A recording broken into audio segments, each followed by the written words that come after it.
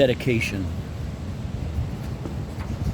Bob Southey, you're a poet, poet laureate, and representative of all the race. Although 'tis true that you turned out a Tory at last, yours has lately been a common case, and now, my epic renegade, what are ye at? With all the Lakers in and out of place, a nest of tuneful persons to my eye, like 24 blackbirds in a pie. Which pie being opened, they began to sing this old song in new simile holds good, a dainty dish to set before the king, or regent who admires such kind of food. And Coleridge, too, has lately taken wing, but like a hawk encumbered with his hood, explaining metaphysics to the nation. I wish he would explain his explanation. You, Bob, are rather insolent, you know, at being disappointed in your wish to supersede all warblers here below and be the only blackbird in the dish, and then you overstrain yourself or so and tumble downward like the flying fish, gasping on deck because you soar too high, Bob, and fall, for lack of moisture, quite a dry Bob. And Wordsworth, in a rather long excursion, I think the quarto holds 500 pages, has given a sample from the vasty version of his new system to perplex the sages.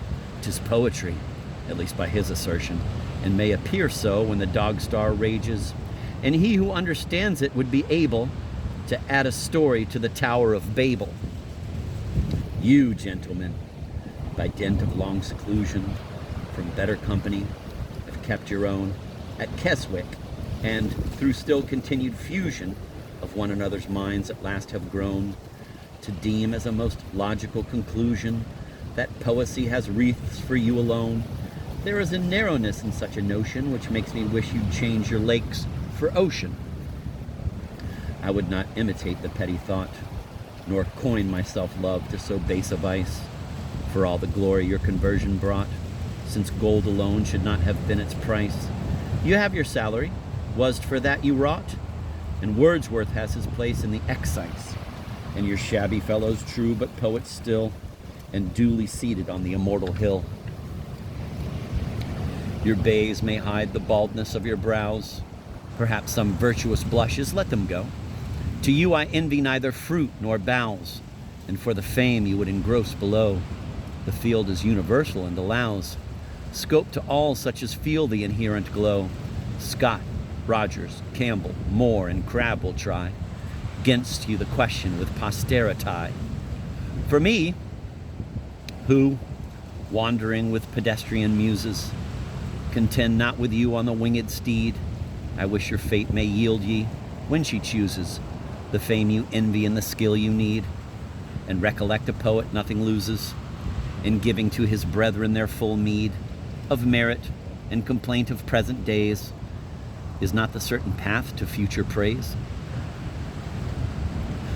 He that reserves his laurels for posterity, who does not often claim the bright reversion, has generally no great crop to spare it, he being only injured by his own assertion, and although here and there some glorious rarity arise like Titan from the sea's immersion, the major part of such appellants go to God knows where, for no one else can know.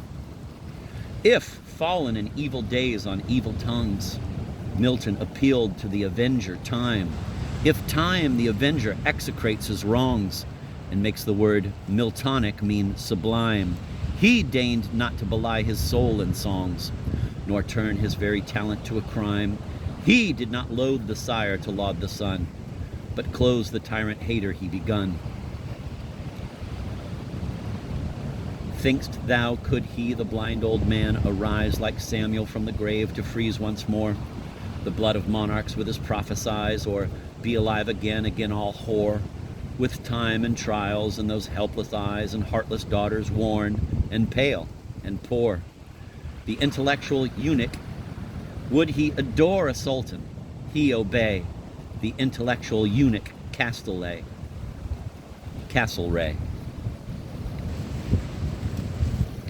Cold-blooded, smooth-faced, placid miscreant, dabbling its sleek young hands in Aaron's gore, and thus for wider carnage taught to pant, transferred to gorge upon a sister shore, the vulgarest tool that tyranny could want, with just enough of talent and no more, to lengthen fetters by another fixed, and offer poison long already mixed. An orator of such set trash of phrase, ineffably, legitimately vile, that even its grossest flatterers dare not praise, nor foes all nations condescend to smile. Not even a sprightly blunder spark can blaze from that Ixian grindstone's ceaseless toil that turns and turns to give the world a notion of endless torments and perpetual motion. A bungler even in its disgusting trade, and botching, patching, leaving still behind something of which its masters are afraid, states to be curbed and thoughts to be confined, conspiracy or congress to be made, cobbling at manacles for all mankind, a tinkering slave maker who mends old chains with God and man's abhorrence for its gains. If we may judge of matter by the mind emasculated to the marrow, it hath but two objects how to serve and bind, deeming the chain it wears even men may fit. Eutropius of its many masters, blind to worth as freedom, wisdom as to wit, fearless because no feeling dwells in ice, its very courage stagnates to a vice. Where shall I turn me not to view its bonds? For I will never feel them. Italy, thy late reviving Roman soul desponds beneath the lie this state thing breathed o'er thee. Thy clanking chain and Aaron's yet green wounds have voices, tongues to cry aloud for me. Europe has slaves, allies, kings, armies still, and Southey lives to sing them very ill. Meantime, Sir Laureate, I proceed to dedicate in honest, simple verse this song to you. And if in flattering strains I do not predicate, 'tis that I still retain my buff and blue. My politics as yet are all to educate.